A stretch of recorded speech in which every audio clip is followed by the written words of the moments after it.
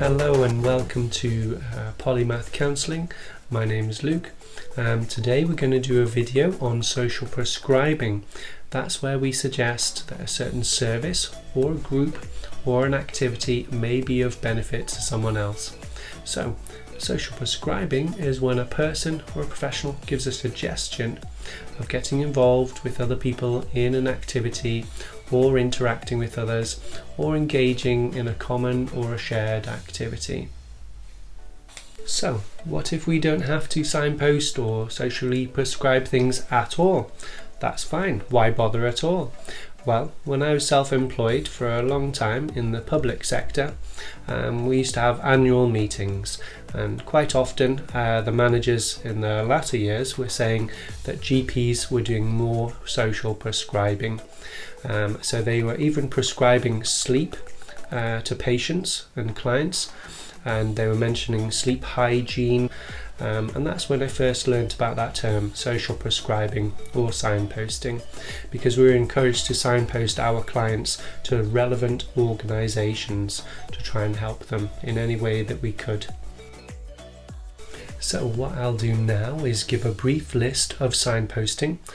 These are the most regular suggestions that I've given to clients over the past few years. Most of them will be national services, and then it may go a little bit regional.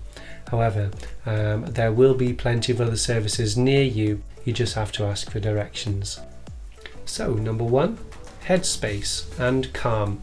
These are both apps you can find on any phone, any smartphone. You can download them, and it doesn't matter where you are. You can have a look into these and try some mindfulness, similar to my video BBB, Back to Basics with Breathing, and also my other video which is on mindfulness that you may be able to pick up later at the end of the video. Citizens Advice Bureau can give various types of advice and on general topics as well. So you may signpost many clients towards CAB, Citizens Advice Bureau. For others who may be experiencing work difficulties or even work disputes, you may want to signpost them towards ACAS, ACAS. Others, if they have parenting issues or any advice or like a parenting helpline, you may forward them on to Young Minds. I think it's youngminds.org.uk. For others, it's a 24/7 available service. It's called the Samaritans, and their number is 116123. That's free phone for anyone in the UK, which is very helpful, particularly if any clients don't want to be known, because you can remain anonymous with the Samaritans. For some other clients, if they are suffering from some loneliness, you may want to signpost them towards the Silverline, which is a charity established by Esther Ranson, and it's got a very simple number to remember, and it is an elderly befriending service. So that means that they may get a call on a regular basis by someone of perhaps a similar age, demographic perhaps, and also to contact them on a regular basis. Sometimes I might even suggest to a client if they've actually thought of going to a place of worship where they may be at peace.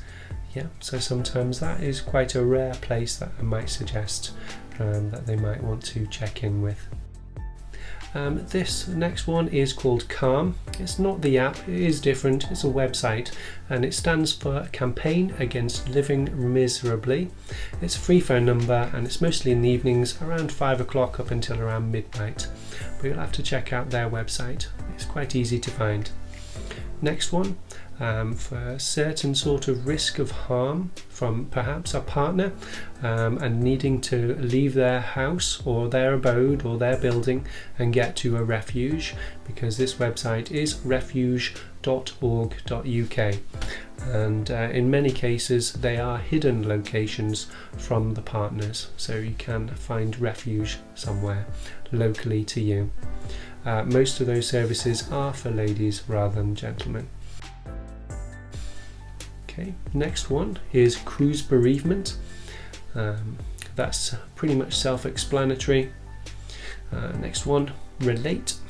That's for relationships-based issues. Next one is both Macmillan and Marie Curie. Those are both for cancer and oncology clients or patients or people that we know and love. Next one is quite a general one. It's for mental health. It's mind. There is a side of that which is mind for young people or children, and that is nice and easy to navigate for some younger people or children anyway. So you might want to pass this on to whoever you need to. Okay, next one would be the BACP. The BACP is obviously who I've been registered with for the last 12 or 13 years, and it's the biggest one in the UK. So that's if anyone needs to find a therapist, because there's 52,000 plus therapists on their register. And if clients or people that we know are able to self-fund therapy, that's the first and mostly the only place that I forward any clients onto if they can't find support in any of the ones above I've just mentioned.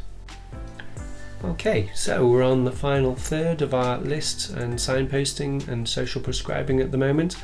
You may want to have a look into these a little bit further yourself, but these are increasing in either the severity of risk of harm for either the people that we're talking to or their loved ones. And you'll understand with the next few titles that anyway.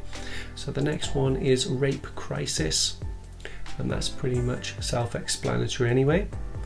And also the next one, the National Domestic Violence Helpline, which is 0808 2000 24/7. Quite easy to remember. Okay, that's if some clients aren't able to keep those type of phone numbers in their phone. That's an idea as well. Sometimes we might be signposting some clients, but we might want them to encrypt things on their phone or to either memorize the numbers. That's why I've just suggested it, and that's why the Samaritan's number is free phone, and it's very simple, 116 123 from before. Okay, but the National Domestic Violence Helpline is something that I've sent as a text message to many clients and also an email to many clients as well over the past 12 or 13 years. Now, some clients might present with some risk of harm for themselves, and if that's the case, and if they're quite young or quite vulnerable, I might suggest Papyrus. So that's a useful website to have a look into. That's about self-harm and trying to prevent suicide. Equally, is this a very helpful website and one of the things that I've suggested many times over the past 3 or 4 years. It's called Zero Suicide Alliance. Now that's got a 20-minute training program which is slideshows, and it can help you to talk to someone else if you think they've got suicidal ideation. So I've passed this on to some clients and other professionals in the various places that I've worked over the past few years. It's very helpful, I think. Have a look. Now, if there is somebody coming to see you and there is an urgent risk of harm for them or other people, sometimes I've signposted them to adult services or child services in their local area. And if they wanted to, just to talk about it, then you can remain anonymous at first. But if they feel as though there's a relevant referral to adult services or child services, they may or most likely will ask your name and some further contact details so they can help you further. The next one that I've suggested to many people as well is Women's Aid, because that's got a useful website and a useful page, and it's got information about relationships and potential abuse or potential coercive control within relationships. So that is also a very helpful website, because there's 19 questions on there on that specific website. I'll put up here now, and that can help anybody having a look through that checklist just to see if there is any abuse perhaps or some control within their relationships. The last few would be a GP or a locum doctor or a nurse. So signposting somebody who's self-harming perhaps on a regular basis, or if they have frequent suicidal ideation, then I most likely would suggest that they get in contact and get some support from someone with a medical background. Okay. Thereafter, I may suggest they may want to call 111, which is out of hours nurses and doctors, which can offer sometimes some outside of hours appointments, most likely in their local accident and emergency, the local A&E. If someone is at serious risk of harm for themselves, or if there's risk of harm for someone else, I most likely may call myself 101. That's the local police, and that's if anybody wanted to either report an incident or if there's any history of abuse. So that's if any of your clients or anyone that you know would like to report some historic abuse, whatever that may be. The penultimate suggestion or signposting would be to accident and emergency, A and E, either suggesting that they get there with a friend or family member or a concerned other. That's if we're working over the telephone or if we're working remotely with any clients or people that we know in future. So trying to get them to present to the crisis team in accident and emergency, the local one for them. And you can always do a search on the internet as quick as you can to find the local A&E, and either suggest that to the person that you're talking to or ask someone else in their building to help take them there, so there's a concerned other actually escorting them to that place as soon as they can. Otherwise, it's the final one, and the most urgent obviously in this country is 999, and that's if there's current or severe risk of harm, and obviously if it's an emergency, and you will have to tell them if it's the police that you need, or if it's an ambulance, or if it's actually the fire, if any one of those awful sort of situations occur. That's obviously going to be the most rare type of signposting that you'll have to do. But, you know, I've had to do that on quite a few occasions for varying different reasons in my work. Thank you very much, and good luck in your future conversations and your signposting for others.